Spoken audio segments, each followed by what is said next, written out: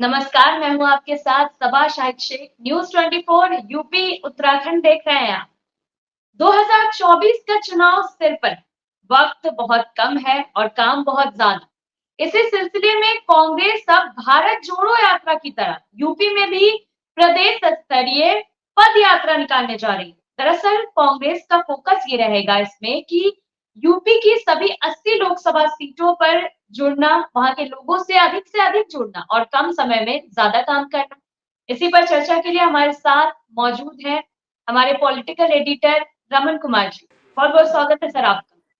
Thank you. तो sir, क्या कांग्रेस जो पद यात्रा निकालने जा रही है यूपी में, इससे कांग्रेस अपने खोए हुए जनाधार को यूपी में वापस पा पाएगी?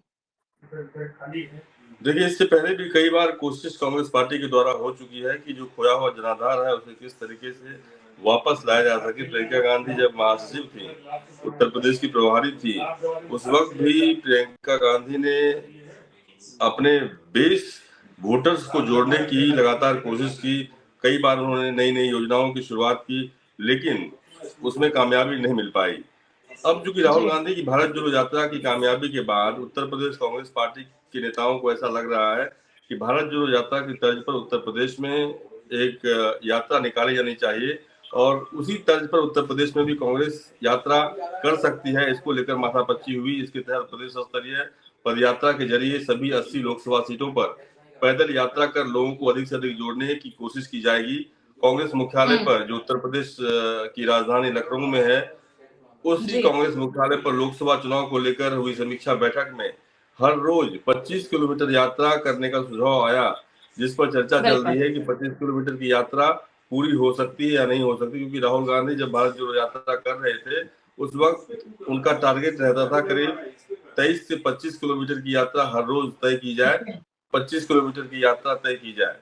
अब चूंकि चुनाव की तैयारी की समीक्षा बैठक में लोगों को अधिक से अधिक अपने साथ जोड़ने के लिए पदयात्रा का सुझाव पदाधिकारियों की तरफ से आया है।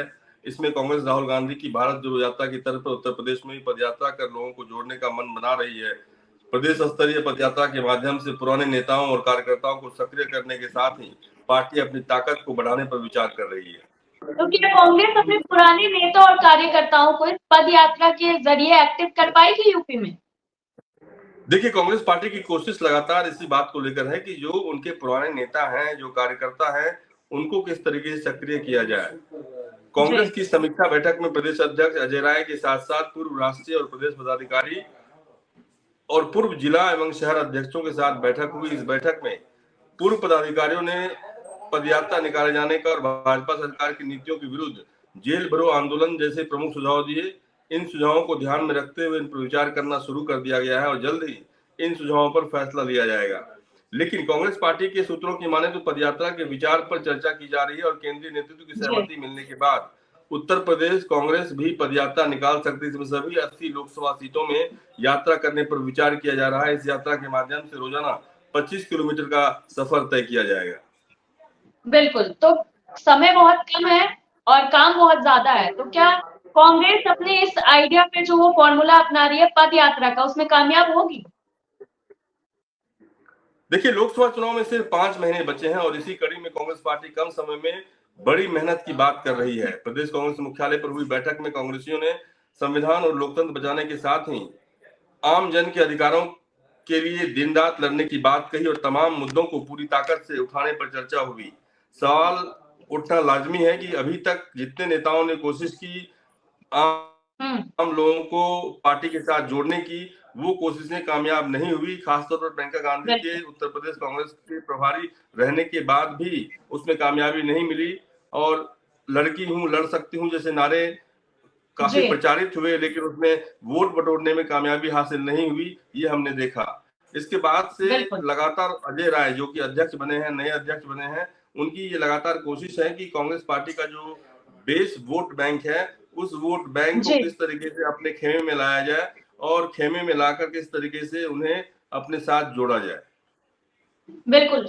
तो क्या ये बात बता दीजिए कि कांग्रेस जो जनाधार खो चुकी है, वो कांग्रेस की किस गलती की वजह से है, जो यूपी में अपना जनाधार गवा चुकी है कांग्रेस?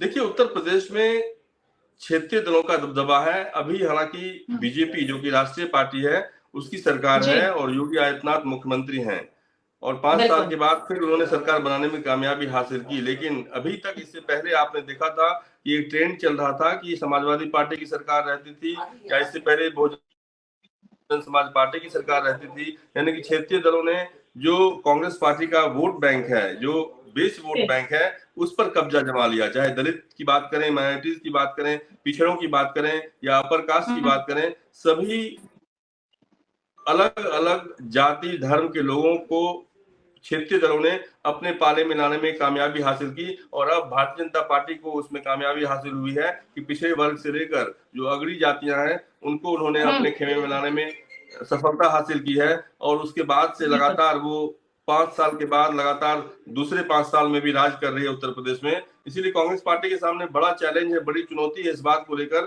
कि आखिरकार उसका जो वोट बैंक पहले कभी रहा है, उस वोट बैंक को किस तरीके से अपने खेमे में लाने की कोशिश करेगी। बिल्कुल।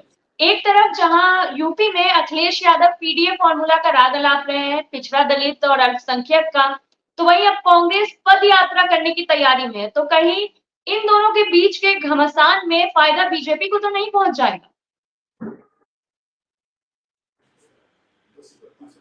देखिए, ये एक कयास लगाया जा सकता है कि कांग्रेस पार्टी की इस कवायद के बाद कहीं फायदा जो है समाजवादी पार्टी का वोट बैंक खिसक कर कांग्रेस के पास आए और बीजेपी का वोट बैंक कांग्रेस के पास आए और ऐसी सूरत में समाजवादी पार्टी कमजोर हो या बहुजन समाज पार्टी कमजोर हो। लेकिन सबसे बड़ी बात यह है, सबसे बड़ा सवाल यह है कि कोई भी राजनीतिक दल अपने आप को मजबूत करने की लगातार कोशिश करती है और उसकी कोशिश ये रहती है कि वो किस तरीके से मजबूती से काम कर सके, किस तरीके से पूरे प्रदेश में अपने जनाधार को बढ़ावा दे सके और उसी कोशिश में लगातार वो लगी रहती है। उसी कोशिश के तहत रणनीति बनाई जाती है और उसी रणनीति के तहत ये फैसला लिए जाने की कोशिश की जा रही है, फैसला लिए जाने की दिशा में आगे बढ़ा जा रहा है कि पदयात्रा करके किस तरीके से आम लोगों को, आम वोटर को हम कांग्रेस पार्टी के साथ जोड़ सके और उसे वोट बैंक में तब्दील कर सके। बिल्कुल, बहुत बहुत शुक्रिया सर आपका हमारे साथ जुड़ने के लिए। दरअसल कांग्रेस कम समय में ज्यादा काम करना चाह रही है। कांग्रेस का फोकस है कि यूपी की 80 लोकसभा सीटों पर अधिक से अधिक लोग को जोड़े, क्योंकि कांग्रेस के पास समय कम बचा है और काम कांग्रेस को बहुत ज्यादा करना है। तो ऐसे में देखना ये दिलचस्प होगा कि क्या कांग्रेस अपने खोए हुए जनाधार को यूपी में वापस पा सकती है या फिर कांग्रेस के हाथ खाली रह जाते हैं। फिलहाल के लिए इतना ही। देखते रहिए News 24 यूपी उत्तराखंड।